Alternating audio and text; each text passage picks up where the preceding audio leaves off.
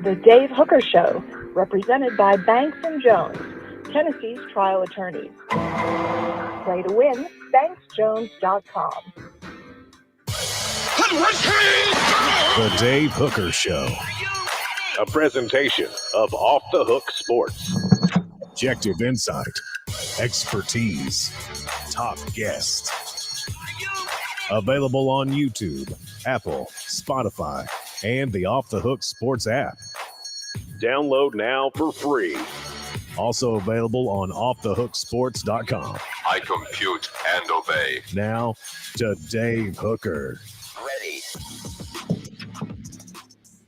You are SEC champs. How awesome is that? We can call it the regular season. We can say it's a tournament sport. March Madness is March Madness, and the NCAA tournament is what it's all about, but it doesn't matter. Enjoy the things that are significant. You are SEC regular season champions, Tennessee. Congratulations for that. Why the Vols could go much further than just a decent run, a Barnes-like run later in the program. Also, we'll look back on that South Carolina game. Is this the most impressive SEC regular season title ever? Caleb Calhoun will tell you why, and I have no argument with him whatsoever. Nick Saban throws his former players under the bus after the Rose Bowl loss. This was really strange. And then quarterback power rankings. Nico's not going to be on this, but where would we have him if he had a season under his belt? We shall discuss. Caleb, how are you, sir? I am good. How are you doing, Dave? Happy Thursday. I'm great. Congratulations. Hit that like button right now. Good morning, Johns. We certainly appreciate you when you hit the like button. That helps us get to more people. And also we want your comments as your SEC champions. So let's go ahead and look back at the game right now. Tennessee didn't have to beat South Carolina on the road Wednesday night, but they did, and it's 4 downs, and it's brought to you by our friends at Dynasty Pools and Spas. 4 downs now as we look back on that South Carolina game, brought to you by Dynasty Pools and Spas. 4 Downs brought to you by Dynasty Spas, the most comfortable spas made in the United States of America, right here in East Tennessee. Drop in for the all-new showroom in Athens. Dynasty Spas, perfect for all 4 seasons. 4 Downs, presented by Off the Hook Sports. All right, looking back at the Tennessee-South Carolina game, let's jump in the hot tub with Coop. Coop, what should people do? Cooper Mays here. Hit like and subscribe. What down, Coop? Coop here.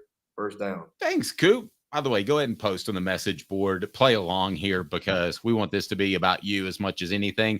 Let's start with when we look back at the Tennessee-South Carolina game, who was the standout? That's first down. Who was the standout? Who was the difference against the Gamecocks? I'll ask you first, Caleb. Well, I mean, I don't even think that's much of a question. It was obviously Dalton Knecht going 5 of 11 from 3 with 26 points. However, the underrated low-key standout was Josiah Jordan-James. He only had 6 points. He wasn't good from the field, 0 of 3, but Tennessee won this game with defense, and Josiah Jordan-James locked down the interior, did a very good job with that. And I think the most important part about it is that you have to give Rick Barnes credit here, which we'll talk about later in the show, but Lamont Paris, and I think you and I agree, is just an amazing coach, right? What he's doing in South Carolina is just nothing short of phenomenal. Liked him a lot at UTC, Chattanooga, and what he did there. Yes, I think he's a bright young coach that might even be in the NBA one day. I agree. His focus was to get Tennessee's bigs in foul trouble. So to try to get – that's how they beat Tennessee the first time. He was focused on drawing contact and manipulating the refs, yes, but I don't blame coaches for manipulating the refs if you know refs are bad, to try to get Adu in foul trouble. This time around, Barnes made a switch and kind of focused on using Josiah Jordan-James to play the defense in the perimeter a lot more to make sure Adu stayed out of foul trouble. And James went straight up most of the time. And this time, the refs did not fall for South Carolina trying to draw contact constantly. That's why you'll see South Carolina fans complain about the free throw disparity. The reason that free throw disparity was there was because South Carolina kept purposely trying to draw contact. And refs realized that, so they actually called the foul on who it should have been on, which was South Carolina. I heard a ref at one point say, They're like, that is total bullshit. no, I'm not kidding. Cooper Mays here. Second down. Dalton Knecht's greatest attribute is his feel for the game. It's not his shooting touch. It's not its ability to use both hands. It's not ability to dribble. it's the feel for the game. He knows not only when he's needed, but where he's needed. And he was needed to shoot 3-pointers last night. They were going to collapse back and not let him beat him to the rim as often as he had previously versus Auburn, for instance. And his greatest attribute is his feel for the game. He needed to be a 3-point shooter last night. That's exactly what he was. Yeah, you are right. And what have we said the whole time? Tennessee's formula to win. Jonas Aidoo has to score under the basket. Zakai Ziegler has to slash and be great in transition. Josiah Jordan-James has to play defense. Dalton Knecht has to score whenever the offense breaks down, and he's their go-to. And then they have to find the hot hand from three, whoever that may be. And sometimes that hot hand is their top scorer in Dalton Knecht. And that was Knecht last night. He was their hot hand. And they went to him. They went to the well, and he was unstoppable shooting from three. This is the big thing for Tennessee.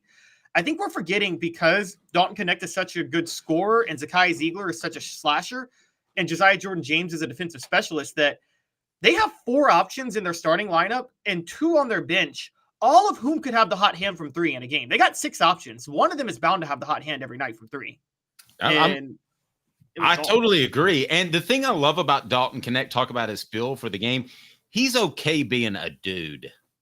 You know what I mean? He's okay being just one of the guys that scores 12 to 14. I mean, he can do that if you need him to, if everybody tries to double up him in the NCAA tournament. But at this point, I don't think that's going to be the case. But I think Tennessee's too deep and too good. More thoughts on Knecht? That's a great point. You're right. Knecht is the lead scorer because he has to be, but he doesn't ask to be. And if he doesn't need to be, he won't require it. Kind of reminds me of, it's funny, it's a totally different position. But do you remember Kevin Garnett, the way he played in the NBA? Like Kevin Garnett, a lot of times had to be the go-to scorer for Minnesota. But do you remember that he wanted to just be a regular guy in the starting lineup a lot of times and just be one of the teammates? Yes, and that leads me to something that could get us in trouble. Are you ready? I'm ready. Be sure and hit that like and subscribe button. What down is it, Coop? Tennessee center Cooper Mays here. 3rd down. Who takes the last shot in a close game? Is it definitely Dalton or is it who's open? Because there's a big difference. Gotcha a little bit, right? You could rotate it around. You could have the person take the open shot, or you could say Dalton take it, and probably have a 50% chance of converting. I think it's 70-30 Dalton. And the only reason, and I say 70-30, because there are moments it depends. You qualified my question, but I think you did a good job of it.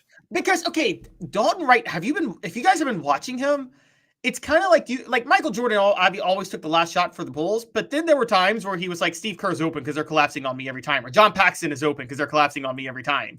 That's been Dalton Knecht the last few games, okay? He's been drawing 3 guys every time he touches the ball. So last night, the key play of the game last night, I don't know if you guys remember, South Carolina cut it to 3. We knew they were going to. It was 59-56 late in the game. Tennessee needed a bucket to hold on to the lead. They give Dalton the ball at the top of the key, and you can tell they're just like, Dalton, get us out of this. South Carolina draws 3 guys onto him. Dalton makes the perfect pass to find Aidoo in the middle of the paint. And Aidoo goes up, draws a foul, hits 1 or 2 free throws. That makes it a 2-score game again. So in that instance, Dalton was the guy they were going to. But if 3 guys collapse on you, someone's open, you know? We're going to do something different. You can vote on the YouTube channel, and the selection for our poll question is what, Caleb? It is on our YouTube channel. People can vote right there. What have we got? You're looking snazzy, by the way. I just want to compliment you on that. Thank you. So the poll question is who this Tennessee basketball team is your all-time favorite, one of the greats, or are you in wait-and-see mode? Okay, hit that like and subscribe button, and I'm going to tell you my thoughts on that. It'll be 4th Down with Caleb Calhoun. I'm Dave Hooker. 4 Downs presented by our good friends at Dynasty Pools and Spas. Their showroom is in Athens. Then they deliver. Mention Off the Hook Sports, get $500 off. 30 seconds. I'm going to tell you why this team's a little bit different. Having the best spas made right here in the United States of America in your backyard. Dynasty Pools and Spas. Their showroom is open in Athens, right off the interstate. You can stop by and check out the best hot tubs and spas in the market. And then delivery, yes, they can do that to Knoxville or Chattanooga. They've got complete support, spa cover, and chemicals to keep your spa bubbling at its best. They also have pool chemicals as well. Dynasty Pools and Spas, amazing discounts for first responders, military, and even some blemish models that can save you a ton, and no one will ever notice. Mention Off the Hook Sports, get $500 off. Mention Off the Hook Sports, get $500 off. Dynasty Pools and Spas. Go to dynastypoolsandspas.com or stop by that showroom in Athens. dynastypoolsandspas.com. Dynasty Pools and Spas. What down is it, Goop? All SEC center Cooper Mays here. 4th down. Thank you. And check out that Dynasty Pools and Spas. Mention Off the Hook Sports. Get $500 off of your spa. Now, the question that's on the poll question is going to be 4th down as well. This Tennessee basketball team is my all-time fave, 46%. Another great team, 29%. I have to wait and see without saying the regular season Rick. I didn't want to say that. Okay, but you have those three to choose from. Now, you're an objective journalist, so I'm not asking you to say this is your all-time fave, but how should Tennessee fans view this team? People can vote, again, on our YouTube page right now. This Tennessee basketball team is my all-time fave. Another great team. I'll have to wait and see. You? I think it's got to be another great team. I don't think anything can surpass the love that was had for that 07-08 team that reached number 1 and won the SEC regular season title short of a national championship or a Final Four berth. And the reason I say that is that team was not they did not have number 1 talent with Chris Lofton and Jawan Smith and Tyler Smith. That was a collection of, and we have a friend of the show in Fred White who doesn't like this term, but it's true. That was a collection of overachievers. Everybody on that team was. And I think, because, Chris Lofton, too small to play in the NBA. Jawan Smith was a walk-on, worked his way into the starting lineup. I mean, Tyler Smith, undersized power forward wing. I mean, it was just, and they go to 31-5. They beat Memphis. I mean, you can't not love that team. And then the team 2 years later that made the Elite Eight has to be the competitor for the all-time favorite, because that team in the middle of the season lost its best player in Tyler Smith, and because of a gun charge, and then still made the Elite Eight, had the furthest NCAA tournament run ever. I mean, you got to love those two teams. Kalen says one of the great teams, hard to say it's the greatest. Well, I'm just talking about favorite. We're saying favorite. Yeah, because you have a really unique storyline of this kid coming out of nowhere, and he's one of the best scorers in the nation. And then you have a team of good kids. Can I tell a quick Dalton Knecht story? Sure. So nowadays, guys come out of the stadium and the arena, and if you ask for an autograph, now the only time I've ever been around somebody asking for an autograph is when my son Trammell was 12 years old, and he got an autograph from Cam Sutton, who had an interception against a lowly opponent in September. I can't remember. But nevertheless, he got an autograph signed. Of course, Cam didn't ask for any money because it's against NIL rules back then. Nowadays, guys come out, not necessarily Tennessee basketball players, but most athletes come out and they expect money.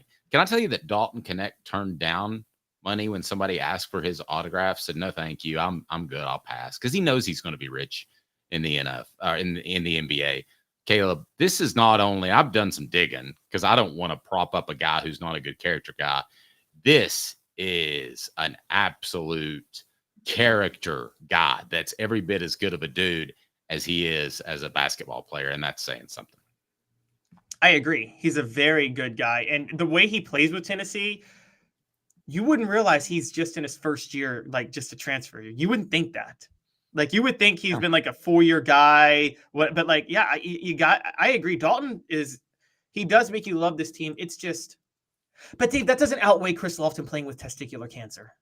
I agree. Now, I'm totally going to go to the left field. My favorite's the Ron Slay teams. I mean, he was such a good quote. I know that I'm in a different position because I covered those teams. And the trailer, and the fans did not like a lot of those teams. I know. In the trailer 3, I loved because every time you're like, don't take it, Ron. And he would hit it half the time. So that was my all-time favorite team. I'll have to be honest with you. By the way, the spread last night was what, Caleb? It was 5.5. Tennessee covered.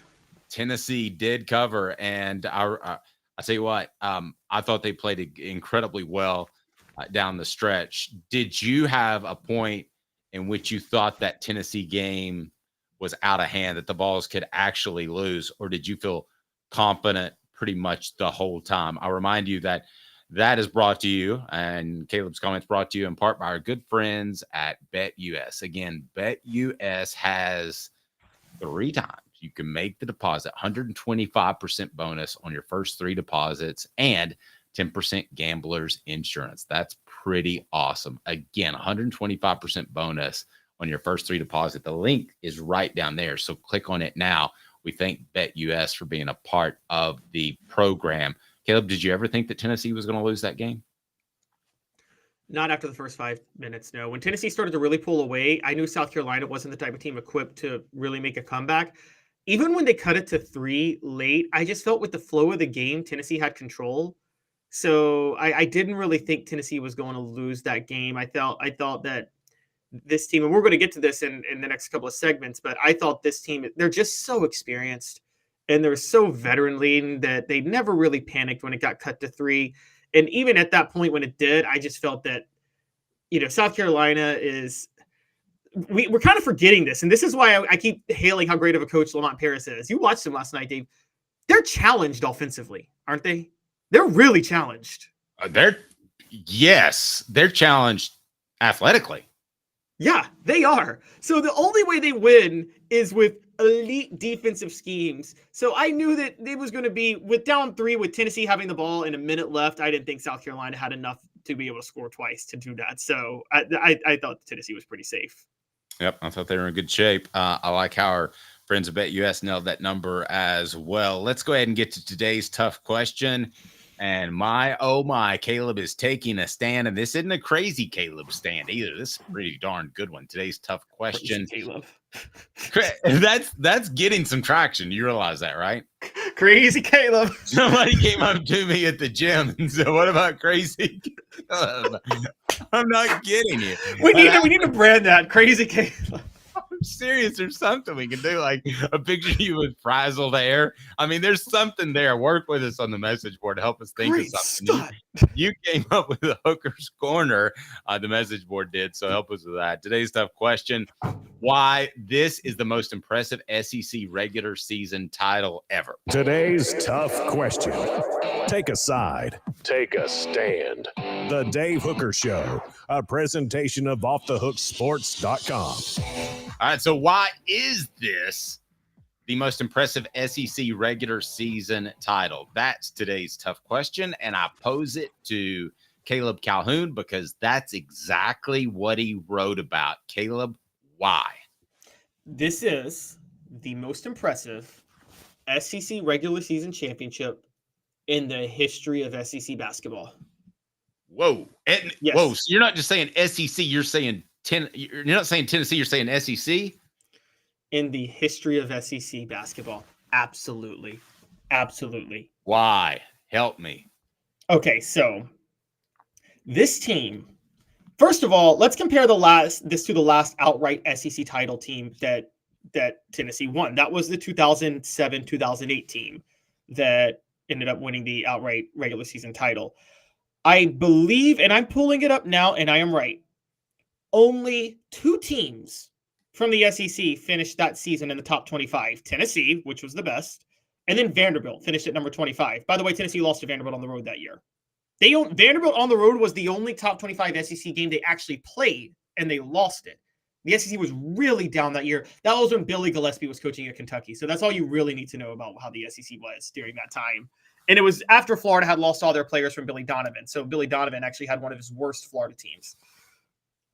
This year, the SEC is absolutely loaded with. I'm sorry. Loaded. Like loaded with talent. I agree. I mean, Auburn, Kentucky, Alabama, South Carolina, all are in the top 25 right now. And Florida is actually a fringe top 25 team. I believe they're in the top 25 of the coaches poll. That doesn't include how dangerous Arkansas is. And that doesn't include how dangerous Texas A&M was in the middle of the year. And that doesn't include how dangerous Mississippi State is. So we're talking about a very, very good, that Texas A&M, Mississippi State, and Arkansas, those 3 teams, they'd have been among the top 5 in the SEC in the last time Tennessee won the SEC regular season title. So that's what we're talking about here. So what happens last week? We go into last week. We start talking Tennessee basketball on Tuesday. This whole year, guys, I've only been thinking NCAA tournament. I didn't think an SEC regular season title banner was possible to hang. And I said, starting last Tuesday, I said, We looked at their schedule. We were like, they got 4 games against 4 ranked teams. The goal is to go 3-1 and have good positioning in the tournament. But then we looked at it and we said, but they have to beat Auburn, Alabama, and South Carolina. All 3 of them specifically if they want to win the SEC regular season title. So they have played 3 straight games against 3 ranked teams that were de facto elimination games to win the SEC regular season title.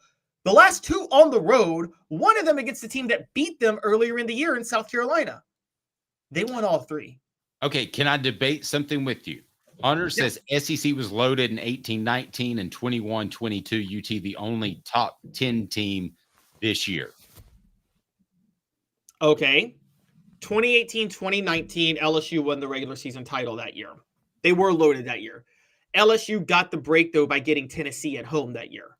Tennessee didn't get the break of getting the closest contender at home in the SEC, because I do believe the closest contender to them was South Carolina. They had to play them twice. Okay.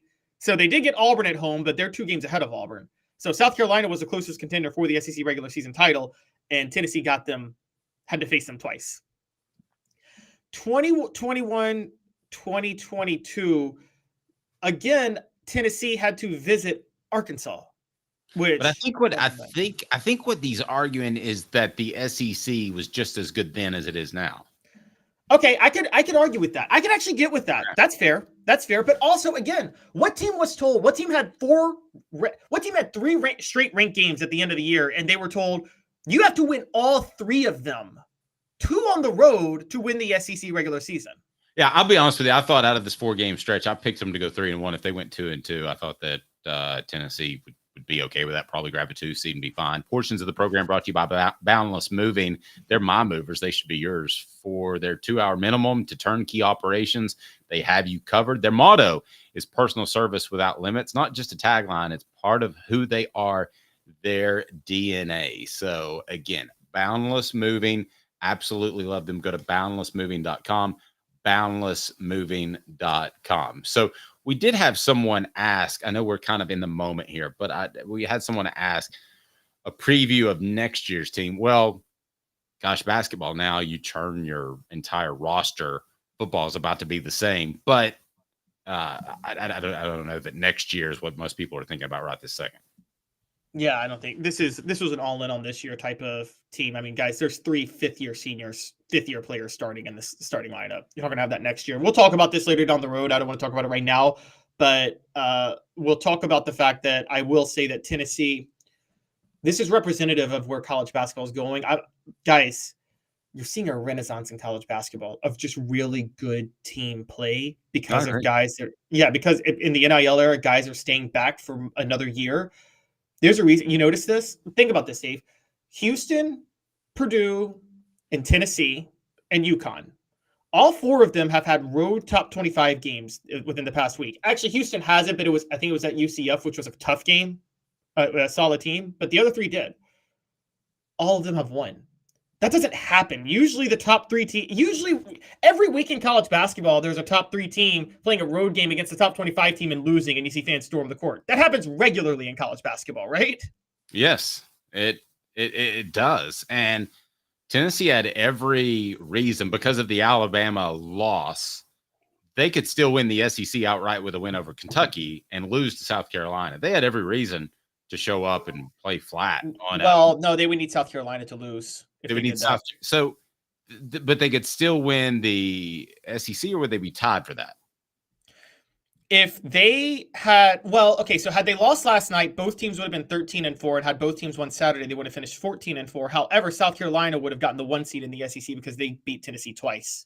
Okay, so gotcha. I would not consider it a legitimate SEC title claim if Tennessee had lost to South Carolina and they split. But it would have. I see what you're saying, but it would have gone down in the books as a co-champion. Yeah, it would have gone down in the books as a coach. This is way better. This is different. Portions of the program brought to you by the Hemp House, the premier hemp dispensary online with a wide variety, great selection, and strict standards to ensure you only receive the best in CBD or Delta products. There are a lot of things out there. Make sure you're taking something that's safe for your body. Go to hemphousechat.com, hemphousechat.com. Use the promo code HOOKED. That's HOOKED for 10% off. If you haven't checked out the website this morning on offthehooksports.com, we already have several pieces up there. And congratulations from Josh Heupel, Fran Fraschilla, Jimmy Dykes, all congratulated Rick Barnes. Let's face it, no matter what he does in the postseason, Rick Barnes is just likable.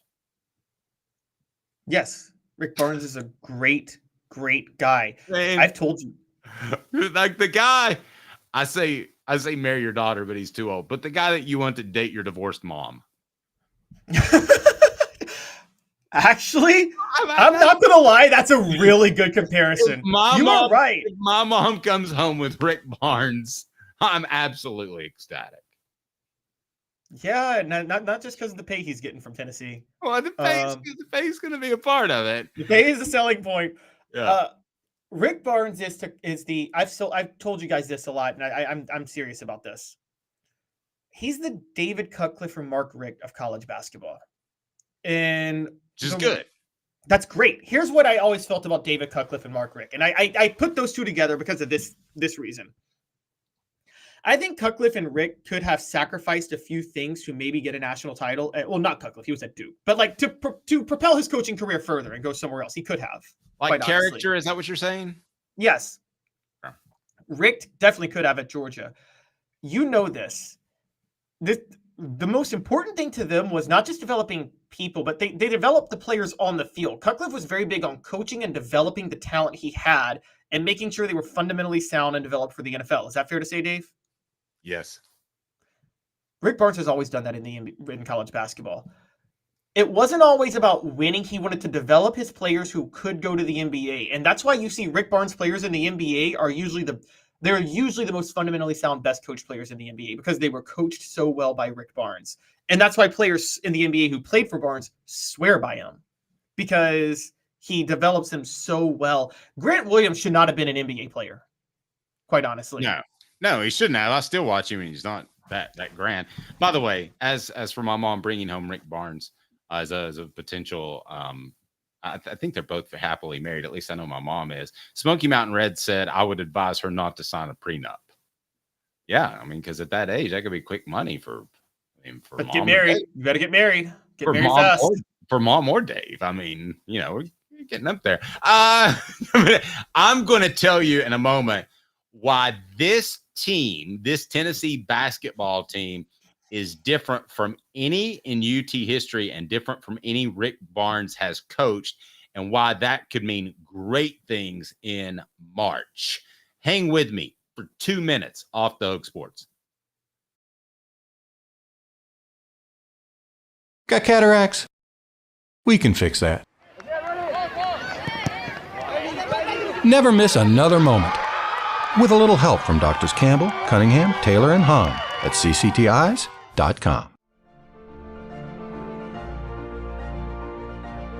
Hi, I'm Rick Terry, and we at Rick Terry Jewelry Designs pride ourselves in the highest quality craftsmanship from a family-owned business here in Knoxville for over 35 years. At Rick Terry Jewelry Designs, we also take pride in being an affordable option for all your game day accessories, especially those fire opals. At Rick Terry Jewelry Designs, we want to be your jeweler every day and especially on game day. Go Vols! Hi, Mike Davis here with City Heating and Air, reminding you to always dare to compare. Our team provides quality local heating and air service, installation, and maintenance across East Tennessee. We use only the best equipment like American Standard heating and air conditioning for your residential, new construction, or commercial needs.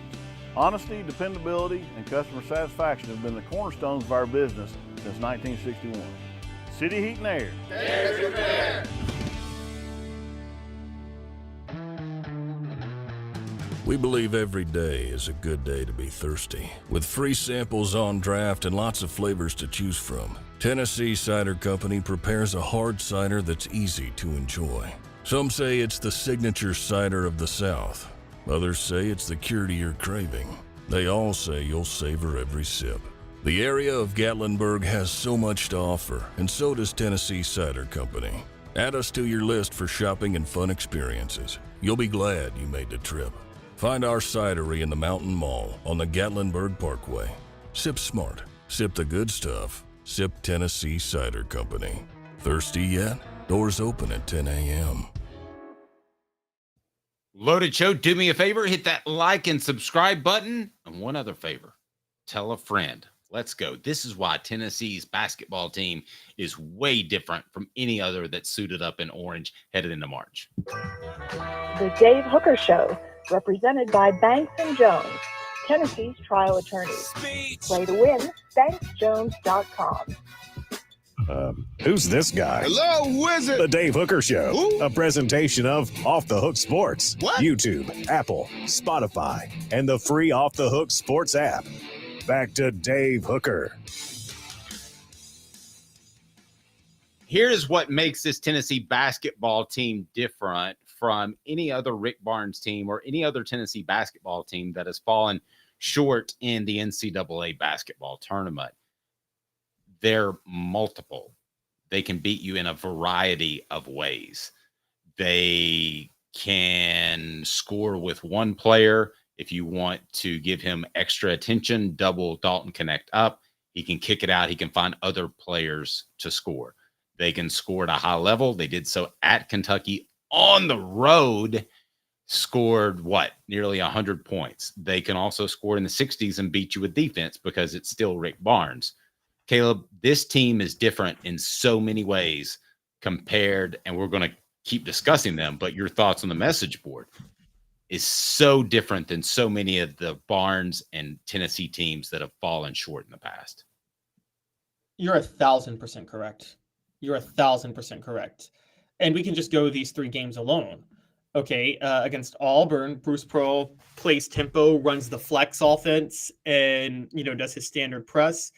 And Tennessee is able to go right with him and win 92-84. Saturday, similar style. Nate Oates likes to run tempo, score a lot in transition. Tennessee was able to get back in transition most of the time. They win 81-74 with that. It was an 81-74 game, but if you watch it, it was actually a defensive win more than offense. At South Carolina on Wednesday, Lamont Paris, like I said, challenged offensively. What does he do? Slugfest, try to get the bigs in foul trouble. Tennessee wins that 66-59. Didn't really matter. And you brought this up when we talked about this in the morning before the show, and I didn't think about it until we got on, but you brought up the Bruce Pearl team that won the SEC in 2007-2008. You're right, Dave. That Pearl team, they couldn't win if you slowed the game down and they had to score out of their half-court sets. Well, they could win, but they weren't going to beat the best teams when you did that. And you remember the Sweet 16 game against Louisville that year when Louisville had the Patino matchup zone that they run? Oh, Lord, yes. Tennessee couldn't do anything. They had no answer for it whatsoever. And that was the problem with that team. I think that I can go all the way back to Southwest Missouri State, who played them a really tough defensive matchup, top of zone, Patino style. And I think Tennessee scored 46 points, 44 points. Well, that was partially because Jerry Green just didn't bother to coach. That's a given, isn't it? And I mean, okay, you don't even have to comma apposition that in there. Close comma. Yes. Jerry Green was probably drinking before he was like, it's Alabama, Missouri State. Who are these guys? And what time's the game? Do you remember when he showed up late for the game? He did. He showed up late for the game. I can tell you about that. Portions of the program brought to you by our good friend at Don Self. He supports the Vols. He's a State Farm agent right there in Chattanooga, the greater Chattanooga area. You can call 423-396-2126, 423-396-2126, or go to donself.net. It's donself.net right below, and he'll take care of you. Customer service still matters. I know everybody wants the best prices, but what happens when you got that claim? That's donself.net. donself.net. Yeah, he thought that like the midweek games were regularly, they'd been like 9 o'clock tips for a couple of weeks in a row, and there was a 7 o'clock tip, and he got there about 30 minutes before the game started. Wow, he stole money from Tennessee, didn't he? I never was able to confirm this, but maybe Ron Slay can, that when the bus was leaving an away game, he asked to stop at a liquor store. I don't know that, but I've been told that. But can you imagine the Tennessee bus pulling in to a liquor store? It just goes to show you how different this basketball team is. Because while some of you may say Rick Barnes isn't a good postseason coach, and he's not, historically, he still has Tennessee in a position. I would rather have Rick Barnes right now then I'm going to make a weird comparison. See if you can follow me. UNLV was loaded. They had Jerry Tarkanian. I would rather have a Rick Barnes with a team like this than a lot of other coaches. I know you're saying, Dave, you're headed into March. What are you talking about? But my point is, from top to bottom, you have solid coaching. You have a deep bench that hopefully overcomes the fact that Rick Barnes can run his teams into the ground. And then you have a scorer that can do that. You can score in different ways. I just think from top to bottom, it is the past 3 games have changed my expectations. I'll be real frank with you. I thought probably Elite 8 get bounced. Wouldn't surprise me if they're Sweet 16 and disappointed everybody. I'm of the mindset now it's Final Four or bust. In Final Four, you don't know what shots are going to fall, Caleb. So you can win or lose in the Final Four and be the best team out of that group. But I think it's Final Four. I don't think there's any reason why Tennessee shouldn't make the Final Four this year. You're correct. And last night was different about the difference with Barnes was last night, the win at South Carolina. I talked about this on my column, and we talked about it yesterday. We talked about it earlier in the week. Doing things like beating Auburn and then beating Alabama in the road, that's not new for Rick Barnes. He's beaten the number 1 team in the country before, Gonzaga. He's had Tennessee at number 1 for 3 weeks. And he had Texas at number 1 for quite a few weeks, I think, and it was in 2010. These are all things Rick Barnes has done. He's gone to a Final Four. He's won an SEC tournament title. Where Rick Barnes has always come up short is when he has to play a quality opponent. And when I say quality, I mean top 20 caliber to reach with a milestone on the line. So 2019, that team that was number 1 multiple times throughout the year, they were number 1 for 3 weeks. They play at LSU to clinch the SEC regular season title. They lose. They play Auburn to at least get a share of the SEC regular season title. They lose. They go play Auburn for the SEC tournament title. They lose. They go play Purdue for a chance to go to the Elite 8. They lose. Last night is the first time you can ever say Rick Barnes beat a quality team with something big on the line, which was the SEC regular season championship, and he held on to win. You guys can bring up the SEC tournament a couple of years ago. They beat Texas A&M in the championship game, and Texas A&M was a very bad team, one of those red-hot teams that like the Georgia of 2008, and so that wasn't a quality team. The year Barnes went to the Final Four, he beat Michigan State to get to the Final Four. That's not the Michigan State you guys think. That was a 7-seed Michigan State that kind of backed into the Elite 8. They weren't that good of a team. This is what's different, and it's something that we talked about. Dave, I'll give you credit. You've been calling this from the beginning of the year. You're like, there's something different about this team. It was Dalton Knecht. But you said, you said this team has a go-to scorer, Dalton Knecht, but also Rick Barnes listened to us last year when we said he's way too focused on playing big. He needs to focus on shortening the lineup and not the rotation, but shortening the height of the lineup, playing a little faster, going more of a 4-guard set. And he did it, and that's where the effectiveness came in. And so his philosophy has changed, and it paid off for him last night in a way that it has, I can say this, it has never paid off for Rick Barnes in the history of his career before last night.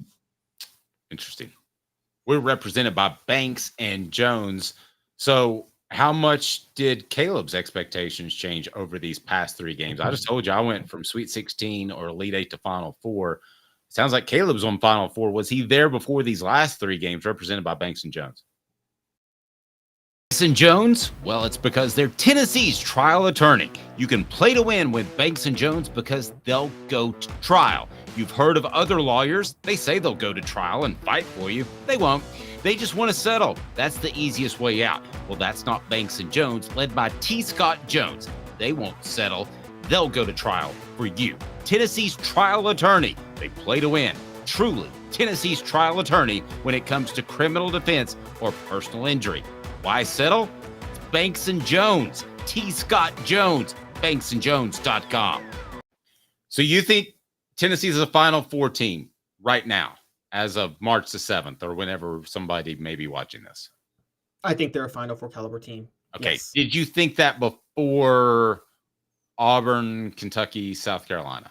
I thought it was a possibility. I didn't think Rick Barnes was a Final Four caliber coach. And so I said, by the way, because everybody's going to call me out, yes, I picked South Carolina going into yesterday's game because everything I had ever seen Rick Barnes do up to yesterday, I had seen him do before. You weren't the only one. There were a lot of people on Twitter. Like, I think there's still that battered ball syndrome thing that I hate, but you weren't the battered Barnes syndrome. Yeah. BBS, whatever that may be called. Yes. I just think this team is, I really think this team is beyond that. I do too. And one of the big differences is I want to talk about what's unique about this team.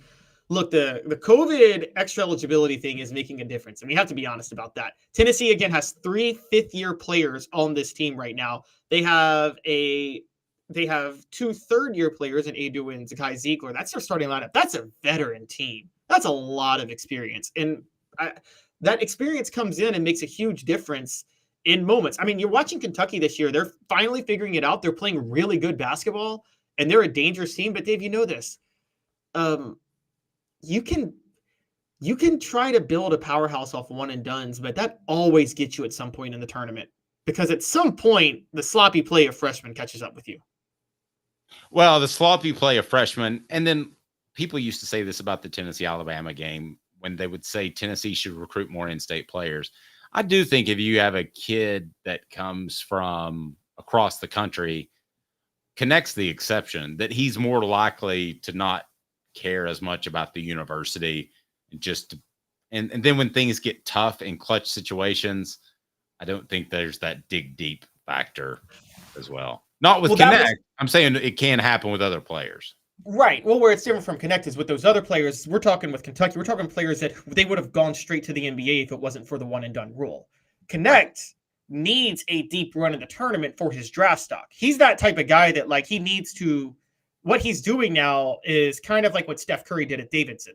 Is that fair to say? Where Steph Curry needed the NCAA tournament run to help his draft stock. Yes, but I want to take it a step further. I think Steph Curry loved Davidson because they took a shot on him. I think Knecht loves Tennessee because they took a shot on him. I think there's a heart love for Tennessee that Knecht has. I don't think it's just a pragmatic, they can get me to the NBA pick number 3. Does that make sense? Yeah. Well, it's to bring it to football real quick, because we talked about the Mannings earlier in the week. Do I think Peyton Manning went to Tennessee out of a business decision? Yes, that was a business decision, thinking about the NFL to commit to Tennessee. I think that he gave it his all for Tennessee, but I think it was a him-centric decision. I think Al Wilson just loved Tennessee, don't you? Yes. And just like he would have cut his right hand off to win that national championship. But I think Peyton Manning coming back for his senior year loved Tennessee. I think Dalton Knecht, if the money, and if he had the other year of eligibility, which he doesn't, and if the NBA money wasn't so guaranteed, if it was more like the NFL, I think he would want to come back. I think he would want to spend another year at Tennessee. Okay, here's the way, I guess, I'll get to Dalton Knecht, but I'll give the Manning-Wilson difference in a second, and then I'll go straight to Knecht in the way it applies. Okay. If you ask Peyton Manning, would he have rather won a Super Bowl or a national title? He's happy to have his Super Bowls. He wouldn't trade his Colts Super Bowl for a national title at Tennessee. Al Wilson was happier winning a national title at Tennessee. He would have chosen that over any Super Bowl he ever won in the NFL. Would Dalton Knecht rather get an NBA Finals champion, an NBA Finals MVP, or win a national championship with Tennessee this year? You were going to go there. That's so tough. Obviously, if you come up from the school and you're Chris Lofton, let's say, for instance, and you weren't recruited by Kentucky and Tennessee gave you a chance to play in the SEC and you overcame testicular cancer and the fan base was still supportive of you when they didn't know what was going on and you weren't playing as well. Obviously, if you're Chris Lofton, you'd rather win a title for Tennessee than for the Detroit Pistons. But Knecht's a little bit more difficult. Would he rather win a title for, does he have a specific NBA team? Would Tennessee rank right up there as far as against his favorite team? That's a little bit more difficult. I mean, he's from Colorado. I guess that's fairly close to Utah. Is he a big Jazz fan? Maybe he wants Denver, Colorado. He plays for the Nuggets with Jokic. Oh, there you go. Yeah. Okay. Gonna get that. I've wanted to see an all-white starting lineup in the NBA one day, see if they could go somewhere. And I'm telling you, the Nuggets got it, man. Nuggets are going to do it. See, Let's see. I don't think that's going to be the case. Hit that like and subscribe button. We greatly appreciate that. Nick Saban's gone a little bit crazy, maybe a lot crazy. We shall discuss in just about 2 minutes with Caleb Calhoun. I'm Dave Hooker. By the way, a record number of people concurrently on the program, so hang tight 2 minutes for me, and I'll give you this. Nick Saban throws his former players under the bus, and also who is Nico better than a quarterback power ranking that Nico is not a part of because he hasn't played enough, but he will be. And a Vols spring preview, Tennessee's tight end. Hang tight 2 minutes with Caleb Calhoun. I'm Dave Hooker, Off the Hook Sports. Sand and salt water, the beach is a very relaxing place. Unless you wear contacts. Ow! Open your eyes to the best the beach has to offer with LASIK vision correction from Campbell Cunningham Laser Center. Ah. Sports Treasures in North Knoxville is one of the South's largest sports cards and memorabilia dealers, featuring over 10 million sports cards from vintage to modern. Sports Treasures carries a full line of hobby boxes, singles, autographed memorabilia, Tennessee Vol collectibles, fan cave decorations, and so much more. See a museum full of collectibles at Sports Treasures, 4819 North Broadway in Fountain City, and Sports Treasures on Facebook. Sports Treasures, where the real sports fan goes to shop. Have you seen the latest TriStar Hats Co. product? TriStar Hats Co.? What's that? You know, those really cool hats, shirts, tumblers, and even license plates with 3 stars like the official Tennessee flag and stripes like the American flag. Pretty patriotic if you ask me. Ah, gotcha. Seen those. Those are cool. Where can I get them? Simple. TriStarHatsCo.com. And if you order now, there's 10% on any order $50 or more. Plus, use the promo code HOOKED. With the promo code HOOKED, you get 10% off. That's hooked. And don't forget free shipping with any order over $50. Stock up at TriStarHatsCo.com. That's TriStarHatsCo.com. There are plenty of wannabes out there, so make sure you go to TriStarHatsCo.com for the best quality and customer service. Will do, and I'll be sure to use the promo code HOOKED. That's hooked when I do, to save an additional 10% off. TriStarHatsCo.com. TriStar Hats Co. is a trademark of TriStar Hats Co. LLC. Any use without express written consent is prohibited. The Dave Hooker Show, represented by Banks & Jones, Tennessee's trial attorneys. Excuse me, Your Honor. Play to win, BanksJones.com. Who's this guy? Hello, wizard. The Dave Hooker Show, Who? a presentation of Off the Hook Sports, What? YouTube, Apple, Spotify, and the free Off the Hook Sports app. Back to Dave Hooker. See it on your screen if you're on our YouTube channel. How about more recruiting and prizes? Join Hooker's Corner for the Inside Skinny on OTH Inside Recruiting Information, interaction with everyone at Off the Hook Sports, as well as weekly and monthly grand prizes. We're giving away a Brew McCoy mini helmet. It will be autographed by Brew, and you can win that if you will become a John. Just $9.98 a month, and lots of interaction with us. We really, really enjoy it. So, again, we'll put in the link, and you can, too, become a John. It seems to be taking over. Somebody at the gym came over and said something to me about that. So maybe we got a lot of Johns out there. At what point can a hooker have too many Johns? I mean, more Johns is more money for the hookers, right? So but at some point, there has to be a health risk, I would think. I would think that would be a factor. All right, so we've got get that. Yeah, if you get enough money from it, though, you can get that magic juice that Magic Johnson is getting. You know, whatever cured him. Yeah, I don't even know if it's magic anymore. I think it's just manageable. But nevertheless, we don't want you to do that. Be a good John. Just win Brew McCoy helmets. Don't do other things. We don't need Magic Johnson should have gone into that line of work with his name. Maybe. All right. Portions, I'd not thought about that. That's a weird thing to think about. By the way, Jimmy Homs had a great column, if you haven't seen it, on offthehooksports.com. He interviewed CJ Watson and talked about some experiences that CJ Watson had to become a Vol and what he thought of this year's team. It's really insightful. Jimmy's appearance on the show and on Off the Hook Sports is brought to you by our good friends Ray Varner Ford. F-150 4x4 Super Cab, $44,992. A 2023 Ford Escape all-wheel drive, $30,952. 2023 F-150 4x4 Super Crew XLT, $54,900. Ray Varner Ford, your East Tennessee Ford dealership. Welcome to Ray Varner Ford in Clinton, where every turn meets new possibilities and every mile celebrates the cutting-edge innovation within our Ford lineup. Elevate your journey in this new 2023 F-150 4x4 Super Cab, $44,992. A 2023 Ford Escape all-wheel drive, $30,952. 2023 F-150 4x4 Super Crew XLT, $54,900. Local you trust, innovation you can afford. Ray Varner Ford, your East Tennessee Ford dealership. All right.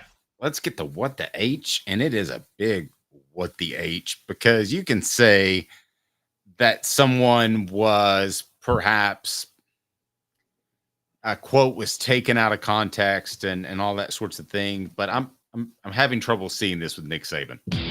What the? What was he thinking? Release the hounds. The Dave Hooker Show. Keep cool. A presentation of offthehooksports.com. All right, so Nick Saban decides to throw his former team completely under the bus. Guys, what do you think of this? Caleb, can you read the quote to me about what he said and why he decided to retire when he did? And if anybody needed a reminder that most coaches are just mercenaries, then here is your reminder, brought to you by offthehooksports.com and Caleb Calhoun. Caleb, will you read this quote, please? Yeah, so this comes from an article by Chris Lowe on ESPN on the inside story of Nick Saban's decision to retire. And he talked about something that led up to it, and he talked about he was upset about the way his players reacted to losing to Michigan in the Rose Bowl. He said, quote, "I thought we could have a hell of a team next year, and then maybe 70 or 80% of the players you talk to, all they want to know is two things. What assurances do I have that I'm going to play because they're thinking about transferring, and how much are you going to pay me? Our program here was always built on how much value can we create for your future and your personal development, academic success in graduating, and developing an NFL career on the field. So I'm saying to myself, maybe this doesn't work anymore, that the goals and aspirations are just different, and that it's all about how much money can I make as a college player. I'm not saying that's bad. I'm not saying it's wrong. I'm just saying that's never been what we were all about, and it's not why we had success through the years." All right. Your take is he threw everybody under the bus, correct? My take is he threw everybody under the bus, but I actually think there's a larger philosophy at play here that should be very concerning for every college sports fan. And I'll get to that in a second. Okay. Let me lead with specifically to Saban's point. I think he was frustrated by all the goings on of NIL and transfer portal. Now, that being said, Caleb, if he's in his mid-40s, he's dealing with it, and that's just the way the game's played, right? I mean, yeah, probably. Yeah, he's just going to cruise with it, and he's going to be the hip young guy like Josh Heupel is, maybe. I don't know. But he's going to work through it. He didn't want to work through it this time. He didn't want to work through up-tempo offenses like he did by hiring Lane Kiffin. And I understand it. This one's a lot more untenable. This one's a lot tougher to control. And when a player comes to me, I got to be honest with you. I don't care if you're Josh Heupel or who. Travis says Nick Saban is saying this because he sees the team is going to fall apart and he's saving face. Well, there's some truth to that. But I tell you what, I'm going to have a lot of trouble if I'm Nick Saban and I've won how many championships, Caleb? 7. 7? Mm-hmm. And a kid comes to me and says, I play left guard. I'm just picking a random player, random position. And I need $100,000 to stay or I'm going to play for USF. I have a really hard time even fielding that as a notion of a question. So I don't think it was whether or not Nick Saban could manage and survive the NIL world. I think he could have. I just don't think he wanted to. That's insulting to come to Nick Saban after all that he has done, Caleb, for these young men and say, oh, I need a little bit more cash to stay or I'm going to go to Vanderbilt or something silly. It's crazy. Yeah, and I agree with you. And I want it because people are saying that Nick Saban, this kind of fed into the Reggie Bush quote where Nick Saban retired because he just wanted complete control and he can't get it anymore. I want to take this back for a minute because, guys, Saban has a point. Dave, how often did I say to you after recruiting last year that I think that Nick Saban is building for a really dominant 2024 team? You had said that for a while, actually. Yeah, you had said that. Yes. So when he said, quote, I thought we could have a hell of a team next year, I think he was serious. I think Nick Saban guys, in January of 2023, Nick Saban didn't go home. Spent the whole month on the recruiting trail. Okay, I would just say this one thing. I don't think Nick Saban's the type of coach that loads up for years. No, but he was for this time because he knew that he knew he had issues at quarterback, and he knew there were going to be some things that hold Alabama back. So he went all in on 2024. Put it this way, I'll give you a quick history lesson on this, guys. Dave can tell you this more than I can, but do you remember when Tennessee beat Florida State 98 in the national title game? I do. I wrote a book about it. Yes. Do you remember Bobby Bowden's feelings about that? His feelings were, honestly, this wasn't the year we were supposed to do it anyway. We were supposed to do it next year. He always felt that 99. You remember that? Yeah. Yeah. And by the way, he was right. They ran the table in 99 and just beat the brakes off everybody that year. Florida State did. I think Saban was thinking the same thing with 2023, winning the SEC, beating Georgia, and going to the Rose Bowl and putting up a fight against Michigan. Beating them would have been a cherry on top, but he always knew 2024 was his year. So for him to retire was always weird to me when he did that. And then he said, I thought we could have a hell of a team next year. He's making it very clear, guys, that he doesn't think the players saw what he saw in terms of how good they could be next year. And he's effectively saying the players are very short-sighted. Okay, so you're saying that they didn't see greatness. They saw short-term goodness. Because great is a long-term thing. If you're great at something, you're not great at unless you put the disclaimer on, oh, he was great for 5 minutes. By the way, we had somebody ask for the book. If you want to order the book or our NCAA T-shirt as Tennessee sued the NCAA, you can order that up. Just put the link on and you can order that. Hurry up with the shirt, though, because we're going to take those off and do a batch of those and then go from there. So we'll have those headed out to all those that have already ordered them. Yeah, I think that Nick Saban is looking for players that want to be great. People want to be great in the NFL, want to be great in college. And I think the lion's share of people, I heard this discussion the other day on a national station, Caleb. We talk about the Saban discount. So what's the Saban discount? Pick a number. I don't care. What percentage? I think people would be willing to play for 75% of their market value to play for Nick Saban. Okay, so take a 25% discount. Yes, I think they take a 25% discount. Okay, let me ask you, coming out of college, if you had a job that you thought, this is a little bit better for my career, but I'm coming out of college, and you had one job that was going to pay you $50,000 and one job that was going to pay you $37,500, which would be 75% of $50,000. As much as I want to say that I want to work for this guy who would help me more, you're looking at a guy who took a job with somebody out of college that might have helped him less, because that's the position I would be in. And I can tell when the money was different at that age, in my early 20s, mid-20s, I had to make the jump despite some opportunity. I mean, I don't blame a young man for saying, I'll take 50 over 37.5 or 100 over 75. I don't either. I think where it's a little bit different, Dave, is that let's take our field for a minute. And I did this. I made this judgment call, by the way. I did. I took the less money to work for a small town newspaper for 5 years because I thought it would help me kind of climb the tracks of wanting to be like a local news reporter in a big market. I wanted to be a local broadcaster, and this was a startup TV station in a small town, but it allowed me to go on camera and do reporting on camera, which is what I wanted to do.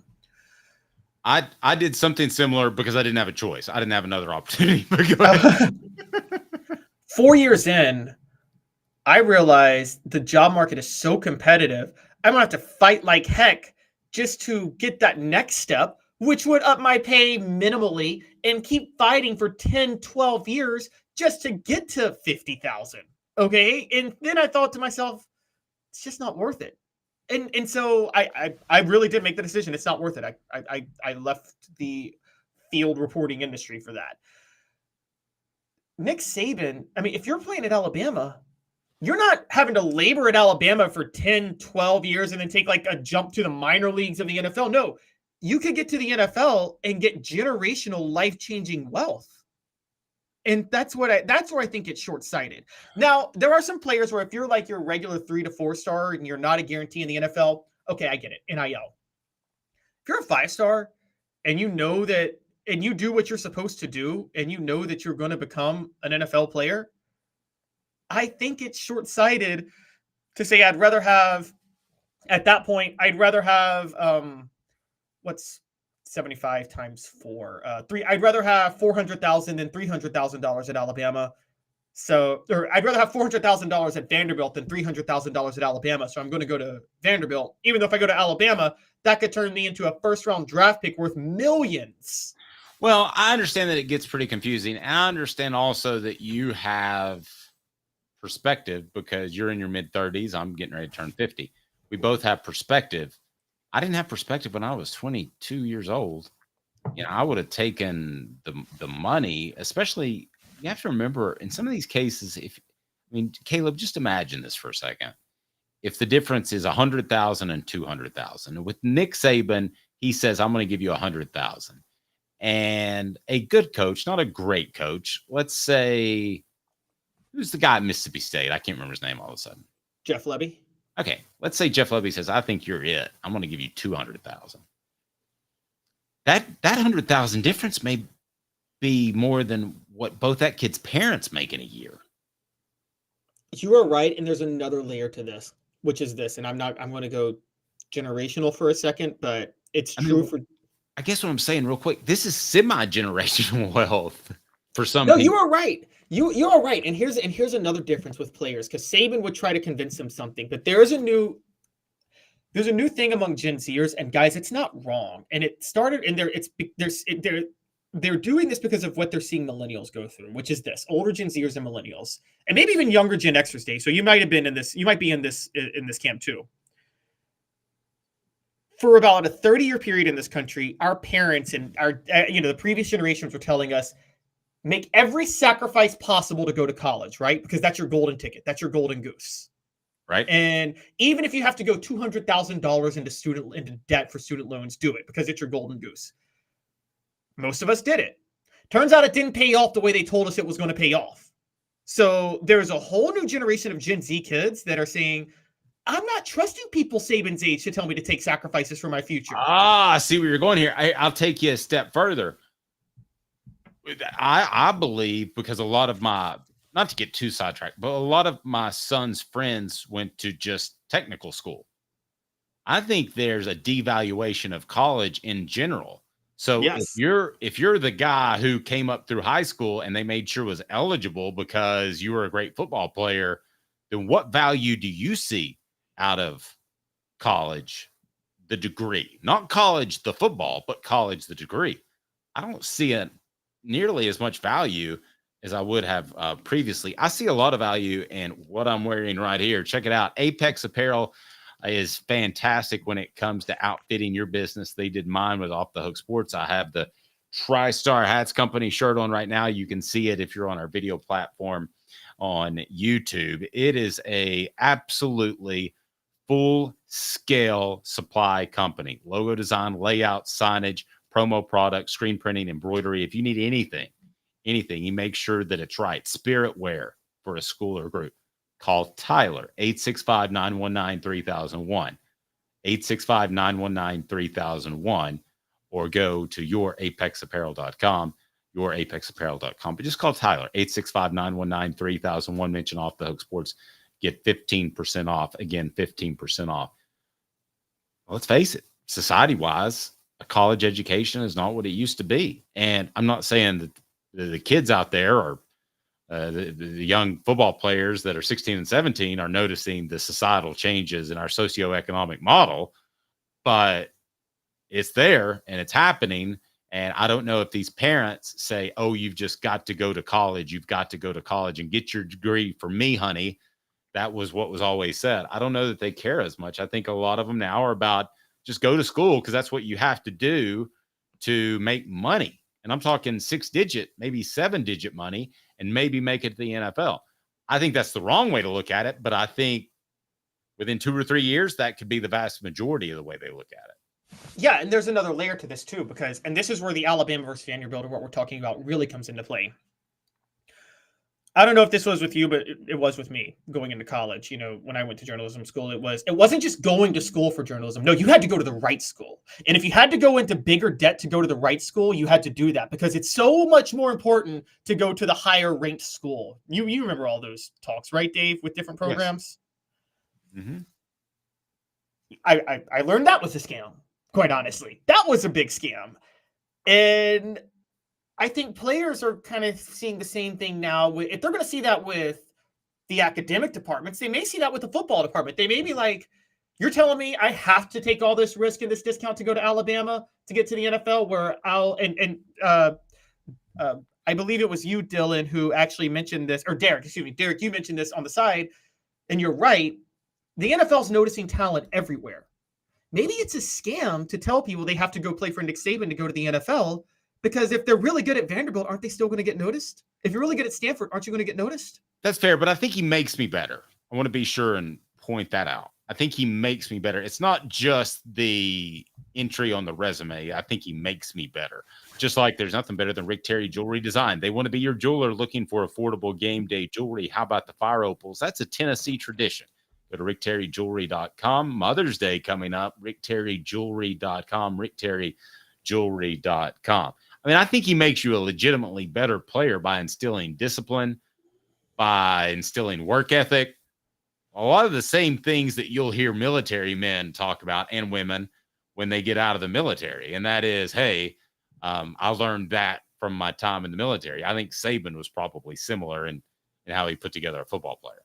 Particularly if you were a defensive back. Now, I do think defensive backs would take the Saban discount because you and I both know Nick Saban is the greatest defensive backs coach you could ever play for. And Kirby Smart's probably right there with him.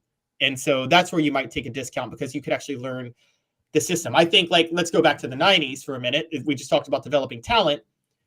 If you're Peyton Manning, you would take less NIL money to play for David Cutcliffe because you know he's going to coach you up for the NFL, right? Again, though, you're talking about a family that's well off. No, okay, not just Peyton Manning. If you're a quarterback in general. Okay, if I'm T. Martin, that to me is a much more interesting decision. Fortunately, he had a booster that gave him some cash along the way. Right, but T. Martin, yes. Would you not take? You could go play for David Cutcliffe if you're. I think Martin. he did. I think he took less money to play. But wait, let me give you less. He took some. Let me give you a comparison real quick. This is a great one. It's the 90s. You're Team Martin. You are actually the perfect prototype quarterback to play in Tom Osborne's option offense at Nebraska, aren't you? Yeah. Nebraska opens up the checkbook for you to come. They offer you $1 million. David Cutcliffe offers you $600,000. Fulmer offers you $600,000 to $700,000 to go play at Tennessee. Okay, well, T has to ask himself at that point, am I a pro quarterback? And he had all the abilities to be a pro quarterback. He got drafted, so he got money. He's got NFL money. He was a 4th round pick, I think. I mean, I got no problem with him believing that he wants to turn himself into a passer.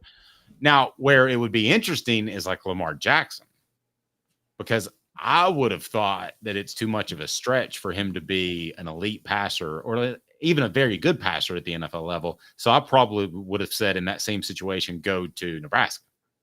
But here's the thing, though. You're thinking about long-term NFL career. There's a difference in just getting NFL money by being a draft pick in a certain round and being on a roster for 3 years. That's generational wealth if you're smart. If you go to $950,000 is the minimum. Yeah, so if you go to Nebraska and run the option, you can take that $1 million. There's not an NFL team that'll look at you. Nobody will even consider drafting you to play quarterback in that time. You go do what Lamar Jackson did, which he played for Bobby Petrino at Louisville. Bobby Petrino, offensive genius, whatever you think about him or was, developer of quarterbacks. You're getting drafted. T. Martin, David Cutcliffe. By the way, T. Martin was a 4th rounder. I'm willing to bet had David Cutcliffe still been offensive coordinator in 99, T. Martin would have been a 1st rounder or a 2nd rounder. I'll tell you that. I will say that right now. I think that he didn't have the best coaching his 2nd year at Tennessee, his final year starting. I can't argue with another year under the best quarterback coach of all time would help.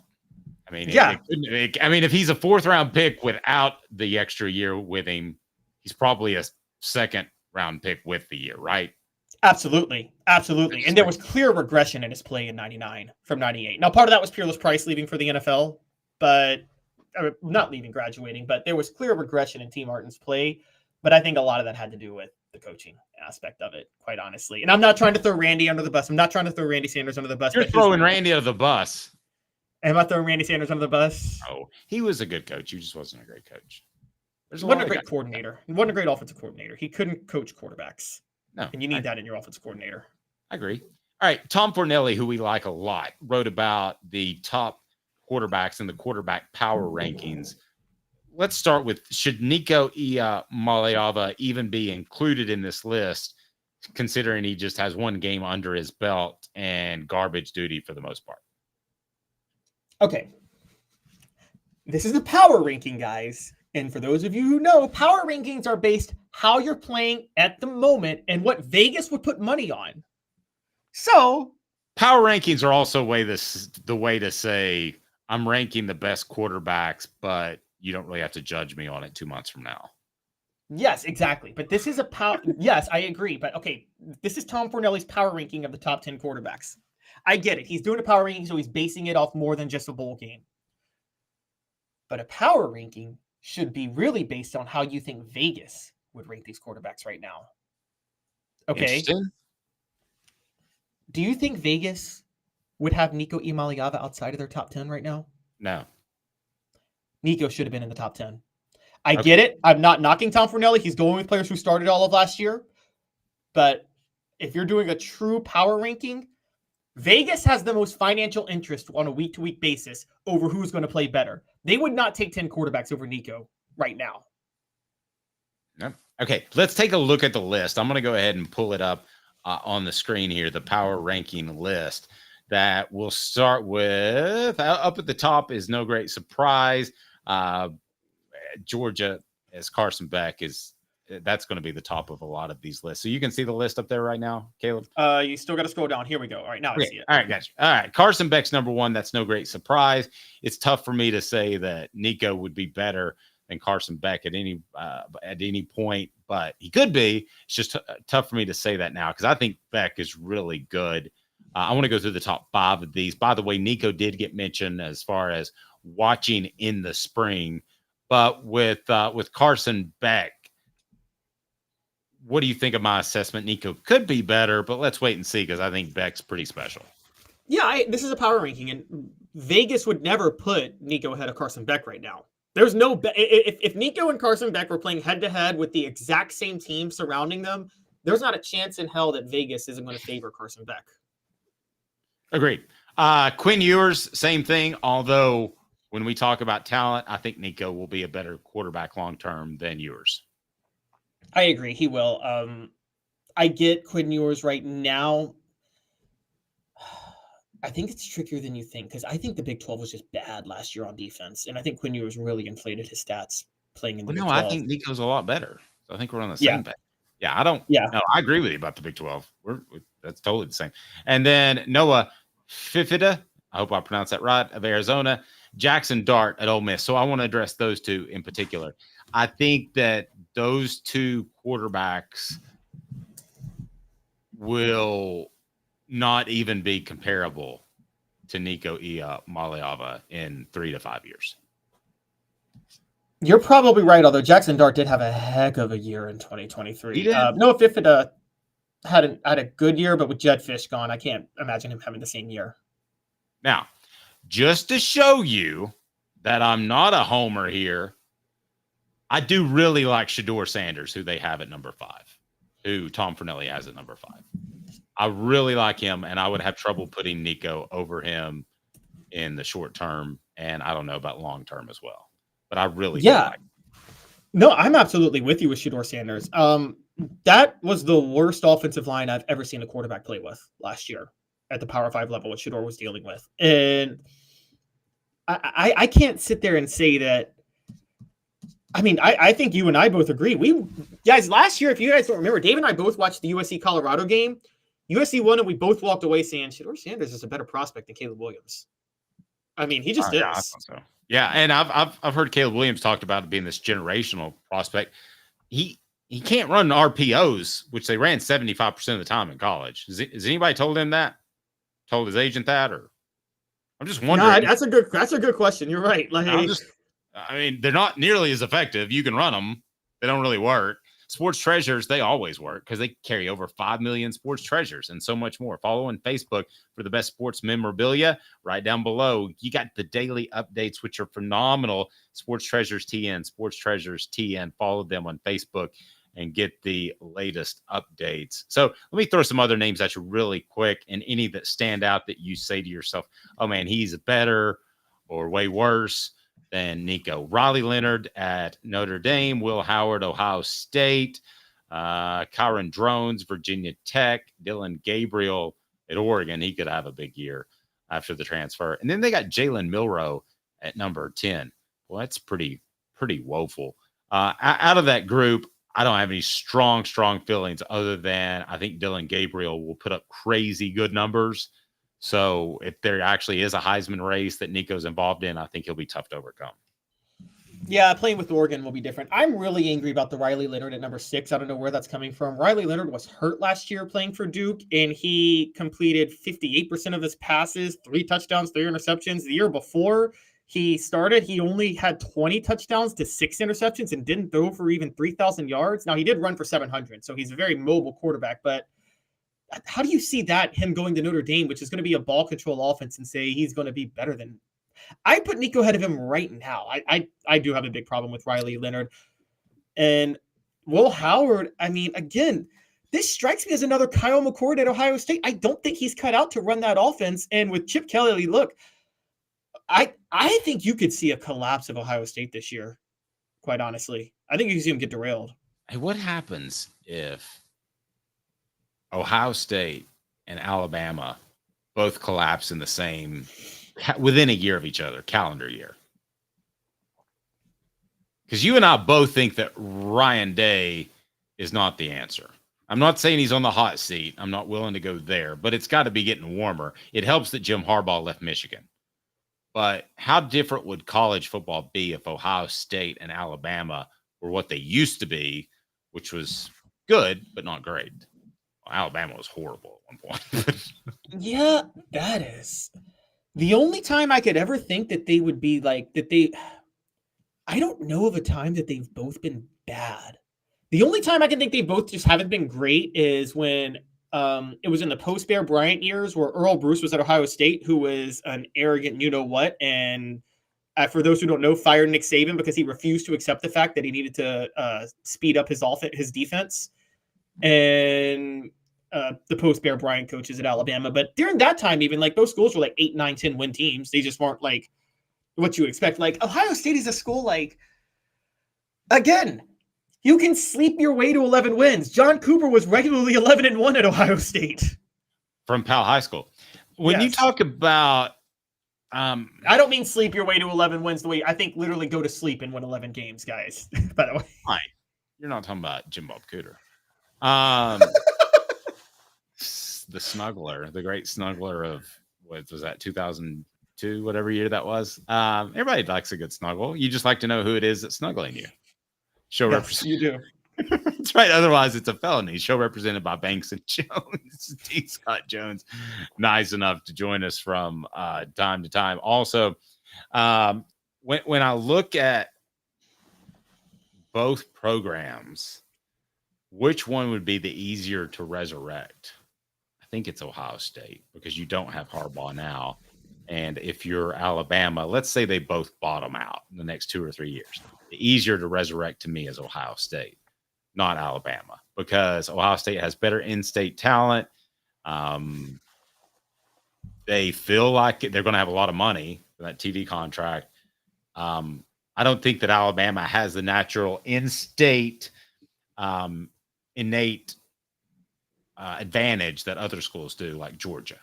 I don't think there's that great talent in the state of Alabama. Ohio State's the second best job in America. And who'd you have at first? LSU. LSU's the easiest job in America. They've won national titles with Les Miles and Ed Orgeron. So that's all I need to do to tell you that's the easiest job in America. Ohio State's the second best job in America, though, because the way I break down now, guys, NIL does change all this. I'll concede. It's hard for me to really do this type of ranking this early in the NIL era because, Dave, you agree, right? We don't know how it's going to play out and how much of an advantage it's going to go from powerhouse team to powerhouse team. But when you factor in locational advantage and competition for talent, the only reason Ohio State's not number one is I think Michigan and Penn State and even Tennessee, I think other Big Ten schools are able to get into Ohio and pluck some talent out, whereas nobody goes into Louisiana and plucks out talent. That, very, very few players get plucked out of Louisiana. No, you're right. And I've often said that is Ohio State and LSU have that in common.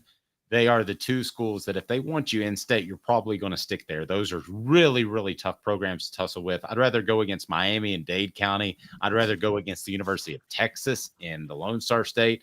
There are a lot of places I'd rather face than the Tigers or the Buckeyes in their respective states. Let's talk a little Vols spring preview, and we're going to talk some tight ends as the Vols are just about 10 days away from hitting the practice field. Josh Ward with a series of stories that you can check out on a Vols spring preview. Well, when you talk about tight ends, they got a guy that I happen to like a lot that they have to replace. What is his name? What's up, everybody? This is Jacob Warren asking you to like, subscribe, and share. Dave needs this. Rob reminding us also to click like and subscribe. Do that right now. Click subscribe for me. So Jacob Warren, maybe not a superstar at tight end, but a very solid player, Caleb, and a very good leader. I think his loss is going to be felt by this football team of having a known quantity, a known product, a known person that you can put on the field. And we're going to as a matter of fact, Kalen, don't worry. Go ahead. Sorry, what'd you say? Well, no, Kalen was already asking about Ethan Davis. We're going to get to him. The problem with Tennessee's tight end room this upcoming year, is they lose both their main guys, Jacob Warren and McCallan Castles, and they were both valuable in different ways. You're right. Jacob Warren was a leader, a glue guy in the offense. You rallied around him. And McCallan Castles, you talk about this all the time, is the type of player you love on your team because he's just so thrilled to be playing at Tennessee, right? And so, now you have to manage. There may be more talent, but you got to manage some egos because the other guys coming up at tight end, they're expecting to get to the NFL. They're expecting how is this going to maximize my pro potential? And a little bit different than what you were dealing with this past year. Not that Jacob Warden's not an NFL caliber tight end. I think he is, but he was a leader and a veteran. And McCallan Castles is just, oh my gosh, I am so thrilled to be at Tennessee. McCallan Castles is again, when you get out of a toxic relationship and then you're with a new girlfriend and she's just so nice to you all the time. And it's oh my gosh, you're so nice. No. And Tennessee does lose two. I think one is close to ready. And you mentioned it already on the message board. Ethan Davis. He is uber talented. I've heard the comparisons when talking to NFL scouts between Antonio Gates, who was a basketball star, Ethan Davis was as well, and ended up being just an incredibly athletic tight end. What do you expect out of Ethan Davis this upcoming year? Now, keep in mind, when we talk about these names, we're going to be a pretty short list because Tennessee only plays two tight ends, and then they rotate them per series. So we're basically talking about two guys that are really expected to play. What do you think of Ethan Davis this year? I think he'll be the primary receiving tight end for Tennessee this year. How good do you think? I think he'll be very good. I think this was a plan from the start, was for him to just need a year to develop and get conditioning right. And then he becomes the go-to tight end in Heupel's system. By the way, Heupel at Missouri relied on the tight end a lot. So it's not unique to him. He can do that. And I think this will be the year he does it. I think Ethan Davis is going to be the receiving tight end. I think Holden Stays, everybody talks about. I think that was just for depth, quite honestly. Remind everybody the background of Holden Stays for those that don't. Holden Stays transferred to Tennessee from Notre Dame. And I think in large part, he's just a depth guy. I think the reality is Ethan Davis is going to be the main receiving tight end. And I think your blocking tight end, which he goes back and forth with your receiving or your more physical blocking tight end, the ideal situation is the Princeton Fant Jacob Warren rotation, right? Where Princeton Fant is in there for the plays and to move the chains, and Jacob Warren is in there to block and also catch goal line passes. And I think this year that combination is going to be Ethan Davis for the receiving guy, and then it'll either be Charlie Browder or Miles Kitzelman for the physical blocking guy. I don't know who's going to win it, but that's what spring's for. But it is worth watching in spring ball because Emmanuel Okoye is still there and Holden Stays is still there. Those are two athletic tight ends. Holden Stays is more of a hybrid of the two. So watch to see which rotation he uses between those. I do think Josh Heupel is going to spend time trying to figure out his tight end rotation between that. But I think Ethan Davis is a lock to be the receiving tight end already. I agree. I think one of the X factor in this room, and maybe the X factor on the entire team, is what Tennessee gets outside of Ethan Davis. And in particular, you mentioned the name Emmanuel Okoye. It would have been really easy for them to put him at the defensive end position. He's the kid, in case you don't remember, that's out of Europe. He came up through the NFL America or NFL Europe program. And it would have been really easy to put him at a defensive end and have him be a factor. But they decided to put Emmanuel Okoye at tight end. So they must think that he's either a really, really physical player or that he's really athletic like Davis and that he can get open down the field. I think he's a fun X factor to watch because athletically, for those that don't remember when he committed, he is uber talented. I don't know if you remember some of the stats and some of the numbers that he threw out, but Emmanuel Okoye out of Nigeria is an absolute specimen when it comes to his physical ability. Yeah, and don't underestimate the fact that they converted him when it's more, if they were just going for bodies and roster purposes, they would have kept him at edge rusher because they like to rotate guys in and out there. But they moved him over the tight end, which leads me to believe that they have a rare talent there. Can he get past Ethan Davis, though? I don't know, because you're not going to run those two guys together because neither one of them is going to be that physical, like, force, leverage, width, presence, and blocking. And so it's only going to be one of them in that rotation, which and then there's also Holden Stays that's in that group. So it's still shocking that they did that, but maybe they saw rare talent. I mean, let's go back to history. We all know the story when Tennessee basically lied to Jason Witten and promised he could play defensive end. And then when he commits and they convert him to tight end. But I know the story very, very well. Go ahead. But okay, I would ask you, Dave. It's not like Jason Witten would have been a bad defensive end, right? He'd have been pretty good, right? Oh, you and John Chavis. John Chavis will sit here and tell you that he would have been a Hall of Fame defensive end in the NFL. Don't go there. I'm not going there. No, I'm saying, would he have been a good defensive end? He would have been a good defense. He'd have been a good middle linebacker, Leonard Little style. He's an elite athlete.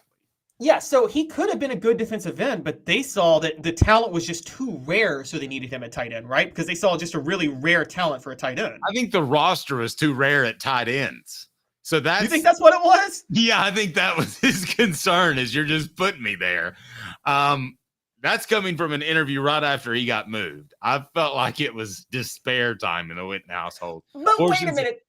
To be fair, that team, when he moved to tight end, Tennessee didn't really need a receiving tight end because they were loaded at receiver with Stallworth, Washington, Bobby. I know. If you would have told me that he was going to be a Hall of Famer and play for the Dallas Cowboys for 48 years, I would have told you you're crazy that he's going to transfer to Virginia Tech and he's madder and damn it. And he was. City Heating and Air Conditioning, 50 years in East Tennessee. Integrity matters. Don't trust a fly-by-night HVAC company to tell you need a new unit that could cost you thousands or more. CityHeatandAir.com. CityHeatandAir.com. I remember the question. The most passes that a tight end has ever caught at Tennessee was 20, right? Yeah, I know. Why are they moving me to tight end? That's the problem. He had looked at Tennessee's past use of tight ends and thought he was going to be relegated to that. And I brought it up. Of course you did. A lot. But what we forget, and what you probably know, is that they wanted to use David Martin at tight end for that reason. And David wouldn't move. That's when the whole train started to go off the tracks. Is when David Martin would move to tight end. And then what does he do? He goes to the NFL, and his first Monday Night Football game, he's like, you got to check out this David Martin at tight end. For some reason, the Tennessee coaches were so darn stupid they didn't move him. No, they weren't. He refused to move.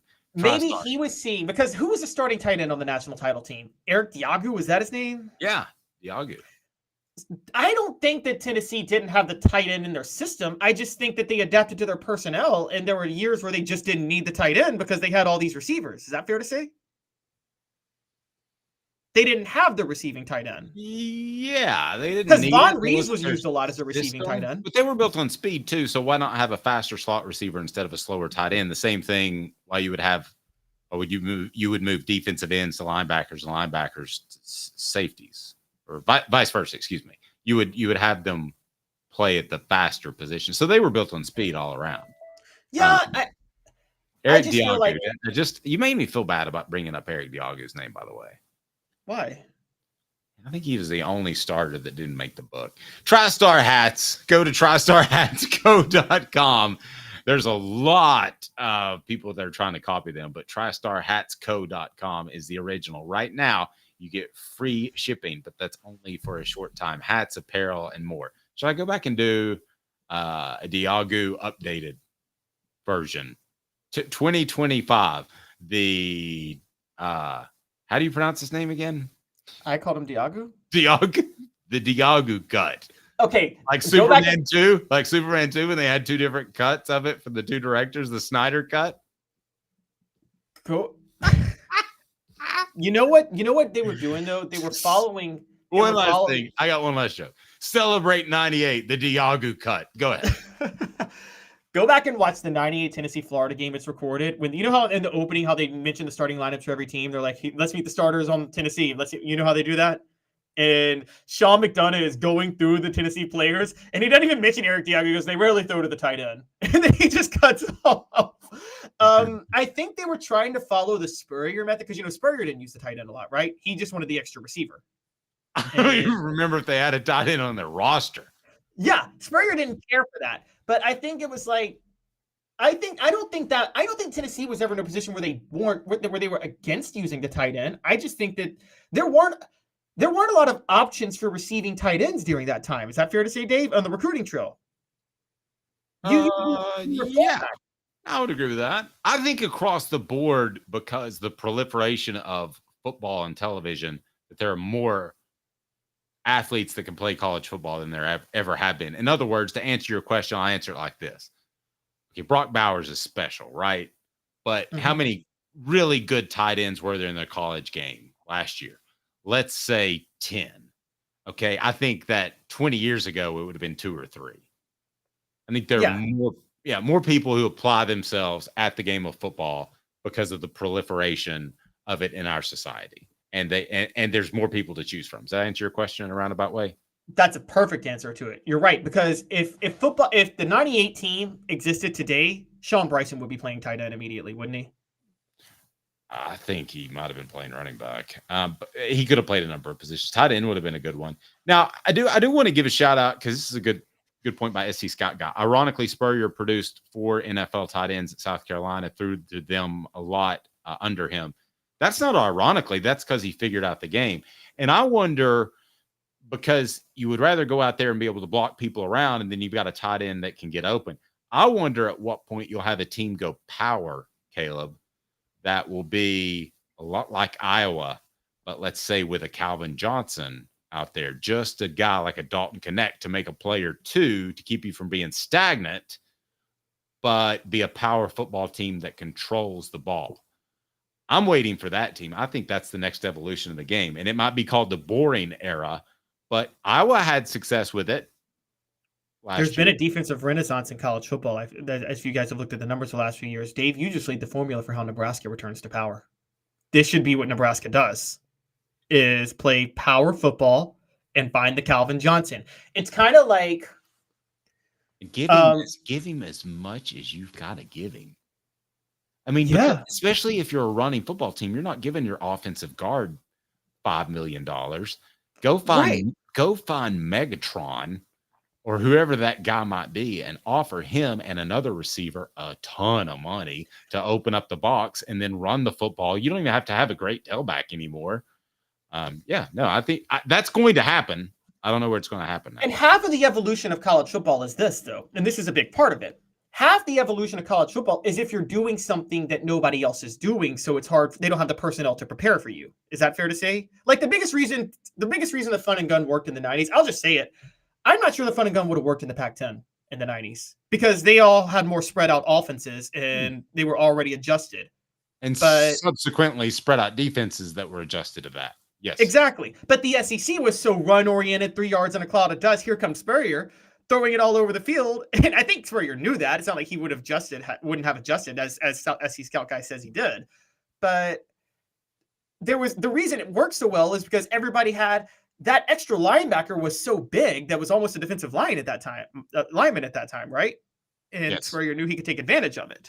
And you know what? I tell you what, a conversation I want to have, maybe not today, but soon. Would Steve Spurrier be a better coach if he came along right now? Because he wouldn't have to recruit. He'd just have to have somebody cut a check. We get Caleb's thoughts on that, brought to you by BetUS. How about 125% bonus when you sign up your first 3 deposits?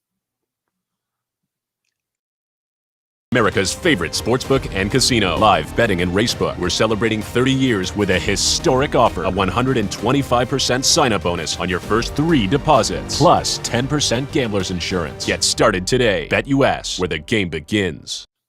Let's just do that tomorrow. Would Steve Spurrier have been better in this era than he was in his own? Do you want to do that tomorrow? That's a really good question. I love that one. Caleb Calhoun. I'm Dave Hooker. This has been a presentation of Off the Hook Sports. Always leave them wanting more. Have a fantastic day, everyone. Evening, morning, whenever you're watching. We certainly appreciate the support. Become a John. Join our Patreon group, Hooker's Corner. It is right there on the message board. You can also find it on offthehooksports.com. For Caleb Calhoun, I'm Dave Hooker. This has been a presentation of Off the